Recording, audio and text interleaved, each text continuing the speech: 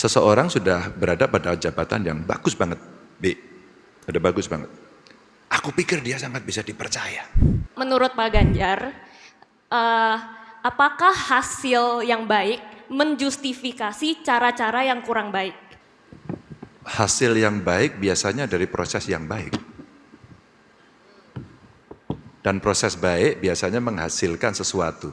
Nama aku Abigail, singkatnya panggilnya Abby aja. Abby. Abby. Abby Ya. itu kalau di kampungku udang kecil. Benar. Benar. Itu sering dipanggil itu juga, benar. Abby. Abby. Oke, Bi. Aku dari Warisap Indonesia dan Bijak Memilih. Jadi mau Nah nanya. ini aku seneng ini. Ah ya, Bijak memilih. bijak memilih. Oke. Jadi kan di hidup nih kita sering punya tujuan-tujuan baik. Tapi sayangnya cara untuk mencapai tujuan-tujuan itu seringkali paling efektif itu caranya kurang baik gitu. Atau dilematis secara moral dan etik bisa dibilang.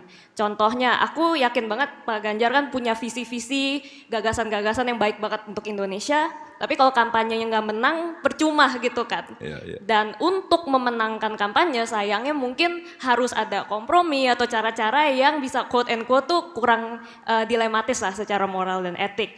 Misalnya harus bergaul atau berkoalisi sama grup tertentu karena masanya besar.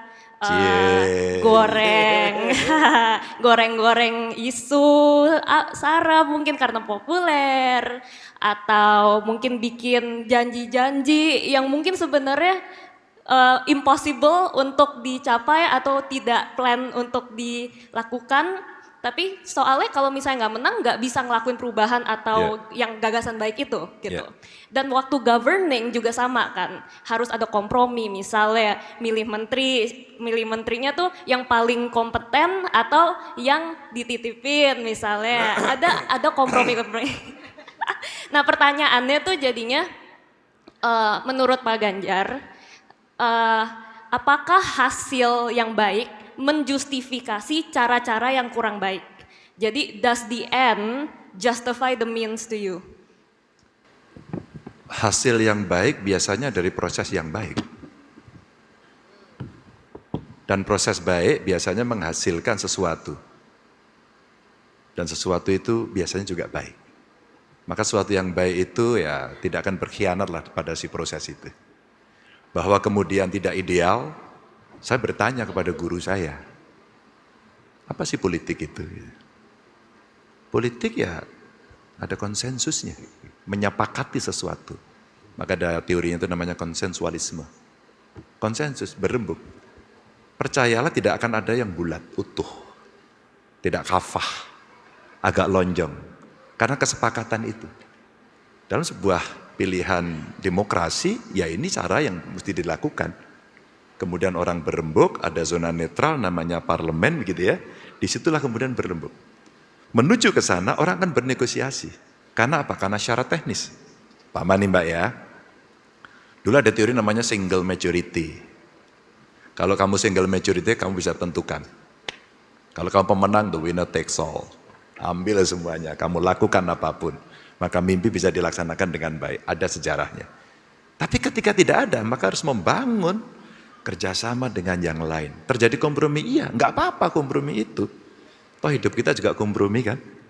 Benar nggak sih? Betul Pak, saya setuju. Pengen dapat sesuatu profesi, pengen dapat jodoh tadi ditanyain, kan kita kompromi. Sama nggak apa-apa. Tapi ada moral, tapi ada etik, ada fatsun. Yang kemudian kita tidak boleh langgar. Kalau toh langgar mungkin ya pelanggarannya masih itu tolerable gitu ya. Tidak kebablasan. Maka kalau dalam leadership menurut saya ketika kemudian dihadapkan pada sesuatu yang kita tidak bisa menghindari, ambil aja. Tapi kita sudah punya plan B. Sebuah cerita Alkisah. Seseorang sudah berada pada jabatan yang bagus banget, B. Udah bagus banget. Aku pikir dia sangat bisa dipercaya. Tapi pada saat keputusan yang mesti diambil, dan ini menurut saya untuk kemaslahatan banyak orang, dan dia tidak melakukan, dia udah salah. Apa yang kita lakukan? Saya ambil pada layar kedua. Layer kedua lah yang saya minta untuk mengeksekusi, karena pemimpinnya saya. Sehingga ya bahasa ekstrimnya I can do anything gitu. Kita lakukan. Kita mesti ada plan B, ada plan C, sehingga sistem tidak berjalan.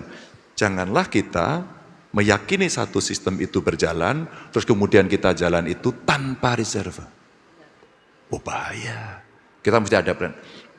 Kalau tidak bisa berkompromi, apa yang mesti kita lakukan?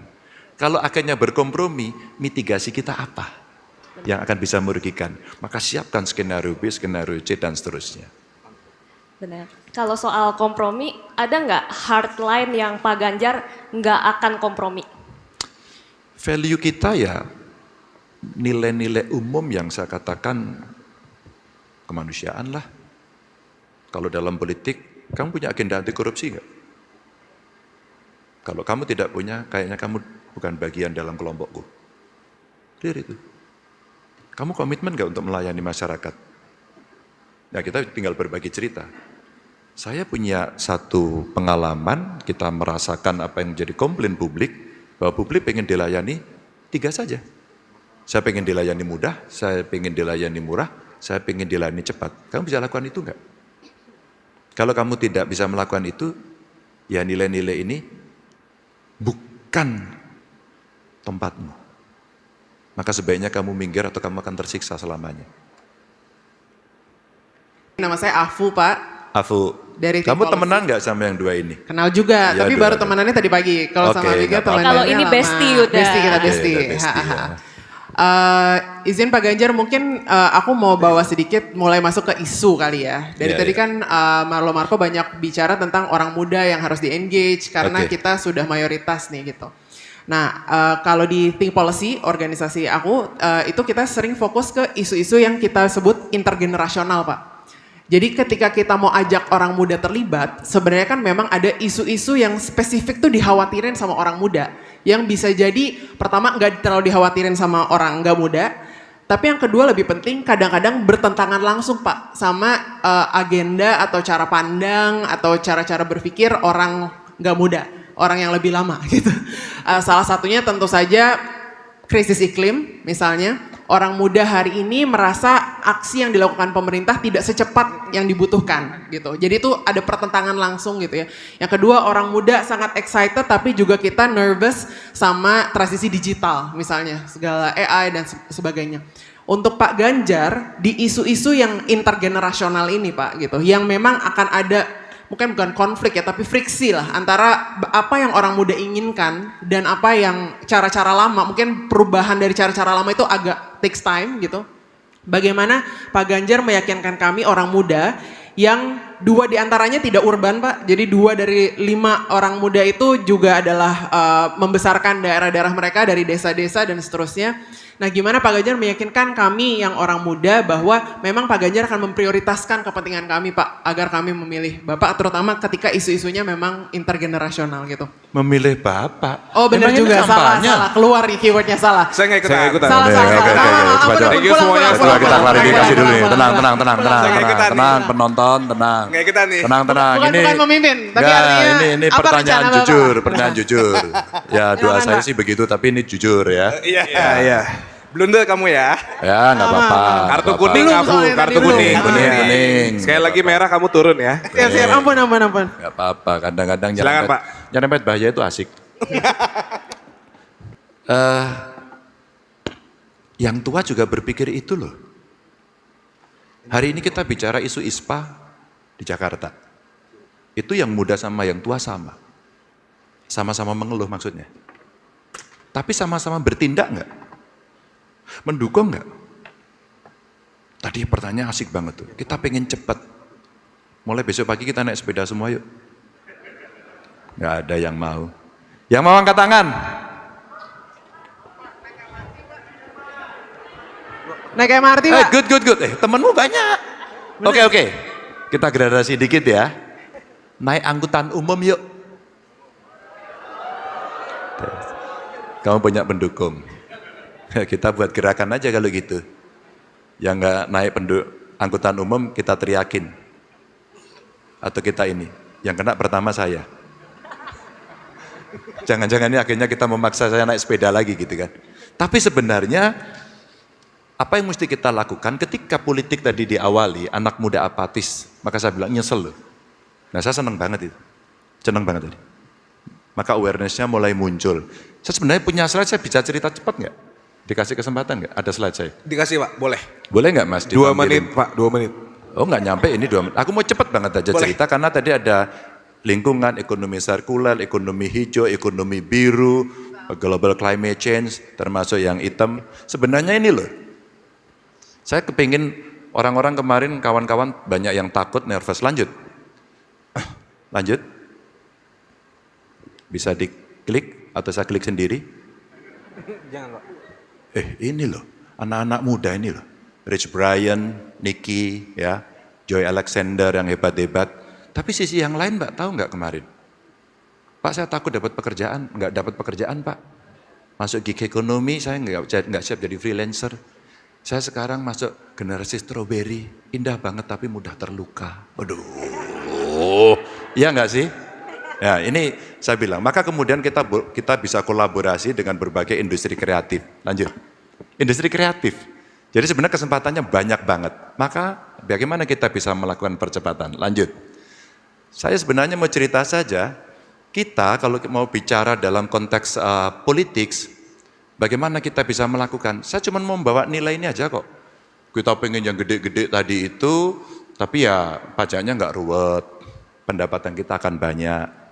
Ekonomi-ekonomi yang kemarin itu ilegal kita legalin, ya kan? Terus kemudian pelamporannya gampang, maka orang seneng. Melihat petugas pajak, kesannya apa Mbak? Kalau pertama kali ngelihat petugas pajak, apa yang ada di kepala kita? Sekarang aja, apa yang, kalau sekarang image-nya ketemu pajak, petugas pajak gitu apa? Harus bayar. Harus bayar. Takut? Bisa jadi. Bisa jadi, maka nggak enak. Padahal kalau ini sistemnya disimpelin lebih gampang. Lanjut. Maka sama juga berikutnya, kalau kita mau membawa pemerintahan ini bersih gitu ya, maka ya mari optimalisasi dengan digitalisasi. Pemerintahnya pasti akan lebih cepat lagi. Lanjut. Bagaimana cara optimalisasinya? Oh, anak-anak muda itu jagoan kalau soal digital. AI itu membuat orang seneng hari ini karena cepat, tapi sebenarnya sebagian juga sudah khawatir.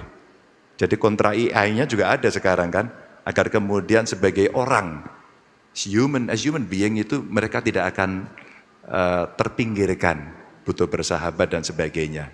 Ya, kalau kemudian kita bisa bikin seperti ini kan bagus ya, mengakselerasi soft doing business, orang berbisnis gampang, karena bukan anak pejabat gitu kan.